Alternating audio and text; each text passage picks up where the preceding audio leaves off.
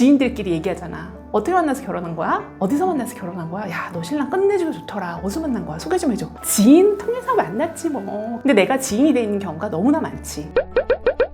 안녕하세요. 연애 읽어주는 여자입니다. 제가 결혼 정말 많이 시켰잖아요. 2,000쌍 넘어갔거든요. 이후에는 제가 카운팅을 하지 않아요. 제가 예전에 꼬꼬마 시절에는 중매를 해서 결혼시키잖아요. 그럼 난도 보내고 선물을 보냈어요. 왜냐하면 그때는 한 명, 두 명 이 카운트를 하면서 굉장히 기뻤거든. 왜냐하면 저에게는 중매를 통해서 결혼을 성사가 됐다라고 하는 그 자체가 저에게는 동기부여가 되고 보람이거든요. 그러다 보니까 이 결혼한 커플들이 너무나 소중한 거야. 제가 정성 들여서 편지를 써가지고 난이랑 해서 보내드리면 보통은 그 난을 찢어버리더라고. 부모님에게 전화가 와요. 그런 난을 보냈냐고. 우리 아들은 결혼정보에서 통해서 결혼했다고 주변에 알리지 않았는데 들통이 났다. 우리 딸은 결혼정보에서 아니라 지인 통해서 결혼했다라고 얘기했는데 이런 얘기 하시면서 굉장히 격양된 목소리로 저에게 막 컴플레인을 하신 경우가 왕왕 있어서 그 이후로는 제가 절대 결혼해도 뭔가 액션을 취하지 않고요. 결혼식에 초대하지 않는 한 안 갑니다. 그게 배려라고 생각하기 때문에. 저는 이게 직업이잖아요. 어쩌다 한 번 또는 10번 이내로 결혼을 시키는 게 아니라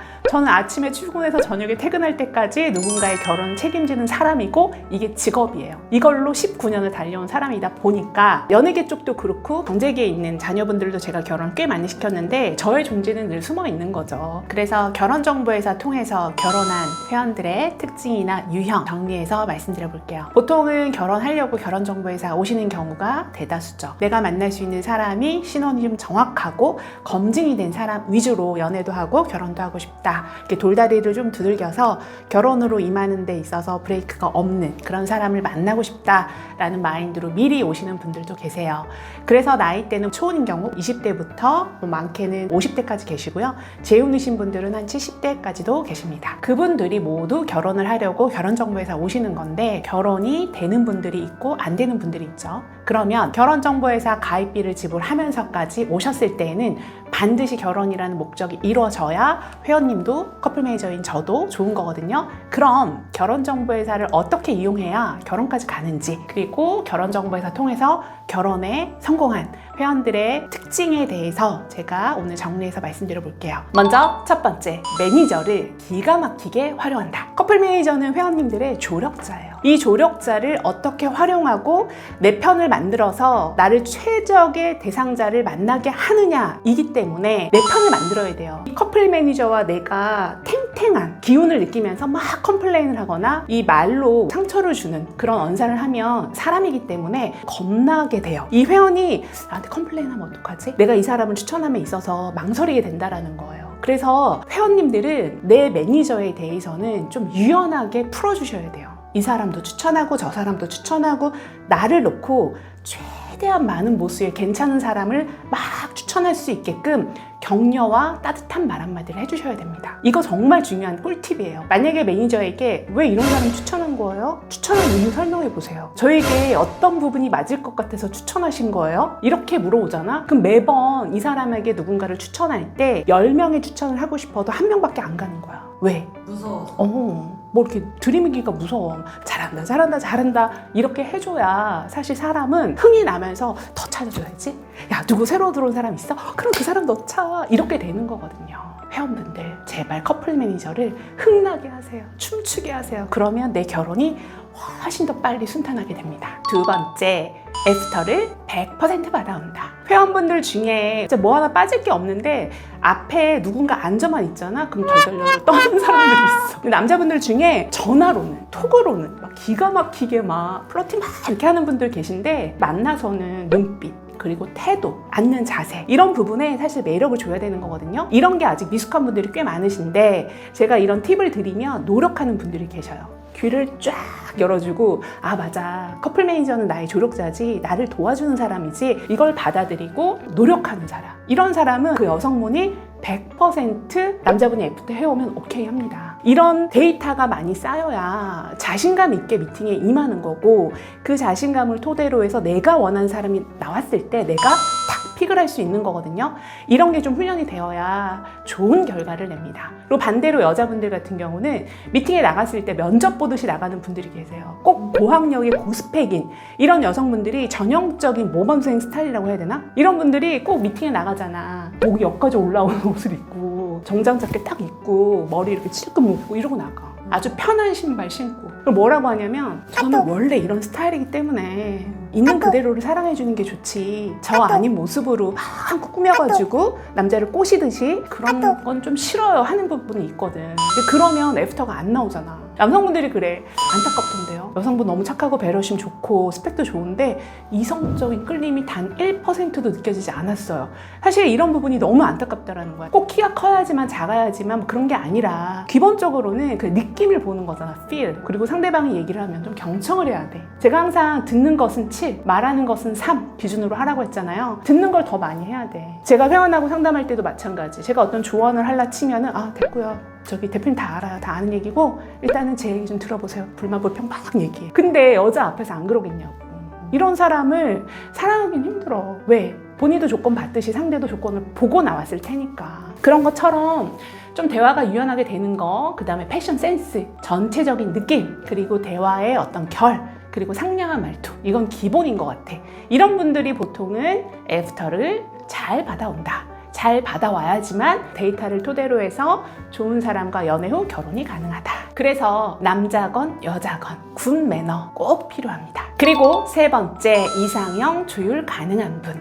이런 분들은 100% 결혼합니다. 그리고 6개월 안에 하는 경우도 꽤 많고요. 배우자 조건에 대해서 저희가 물어보거든요. 나이는 몇 살까지 보세요? 학력은 어느 정도 보세요? 직업은 어느 정도 보실까요? 종교 보세요? 가정 환경 보세요? 뭐 이혼 과정 안 보세요? 이런 거 물어봐. 근데 이거 물어보는 이유는 뭐야? 다 맞추겠다가 아니라 기본적으로 이 사람이 어떤 삶을 살아왔는지에 대한 캐치를 하기 위해서고, 그 다음에 두 번째는 이 사람이 치명적으로 싫어하는 어떤 조건에 대해서 한두 가지 정도는 내가 유의해서 추천을 하겠다라는 거야. 왜냐면 10가지가 마음에 들어도 한 가지 크리티컬한 단점 때문에 결혼 앞에서 그 문턱에서 깨는 경우가 되게 많거든요. 그래서 그 부분에 대해서 저희가 유의하려고 하는 거예요. 그런데 예를 들어 이런 거지. 키는 어떻게 보실까요? 라고 했는데 저는 175 이상이어야 돼요. 그럼 제가 물어봐.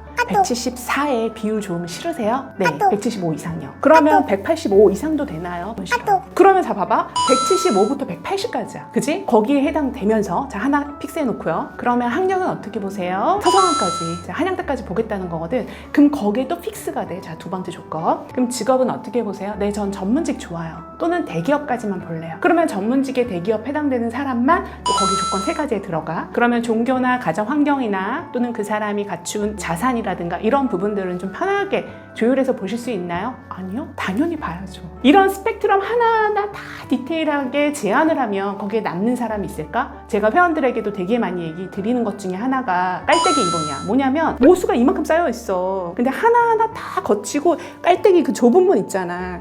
거기에 통과하는 사람만 내가 만나겠다. 그럼 거기 몇 명 떨어져. 나왔다 치자. 그 사람이 내 앞에 앉았다 치자. 본인 꼬실 수 있나? 그 사람도 눈높이가 상당할 거라는 거야. 자기애과나 진짜 얘기 많이 하잖아요. 근데 자기애과나가 안 된 분들이 의외로 많다라는 거야. 그 깔때기 안에 떨어지는 그 한 사람 한 사람 있잖아.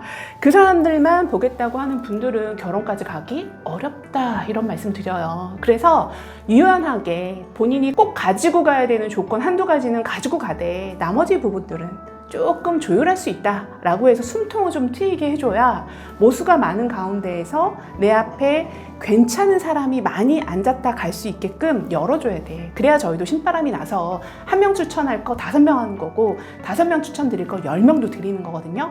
많이 만나보고 많이 추천받을수록 결혼이 빨라집니다. 결혼은 일륜지 대사입니다. 관원 상대 중에 가장 중요한 혼인인데 내가 어떤 사람과 만나서 결혼을 한다라고 생각하면 기쁨과 환희도 있겠지만 그에 따른 책임감이 분명히 생기거든요. 내가 그것을 스스로 잘 해결할 수 있는지 극복할 수 있는지 이 부분 중요하고요. 내가 누군가를 선택하기 이전에 내가 좀 내 객관화를 해야 된다라고 말씀드리고 싶어요. 그리고 결혼의 임함에 있어서 내가 자꾸 상대방에게 덕을 보려고 하잖아요.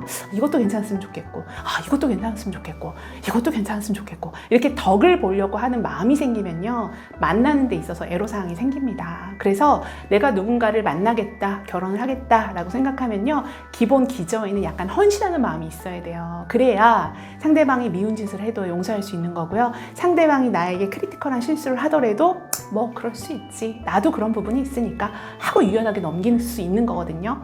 화가 날 때마다 이혼을 생각할 수도 있고 또는 결혼하고 나서도 이혼 생각할 수 있어요. 그러나 기본으로는 두 사람이 만났을 때 서로 사랑이 베이스가 아니라면 그걸 극복하기가 어렵다라는 거예요. 그래서 결혼정보회사 통해서 결혼하겠다라고 생각하는 분들이 결혼정보회사 오시는 이유는 첫 번째, 결혼하려고 오는 거고요. 두 번째, 결혼을 하기 전에 상대방, 배우자가 신원이 정확한 사람인지 그 부분을 개런티 해줄 수 있는지, 개런티 한다면 몇 가지가 가능한지 그거를 검증받기 위해서 오신다라고 생각을 합니다.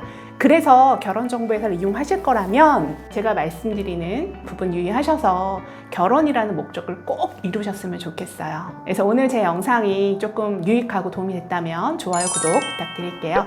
지금까지 연애 읽어주는 여자였고요. 아직 싱글이라고 하면 언제든지 결혼에 관련된 문의 주세요. 성실하게 또 진정성 있게 답변 드리겠습니다.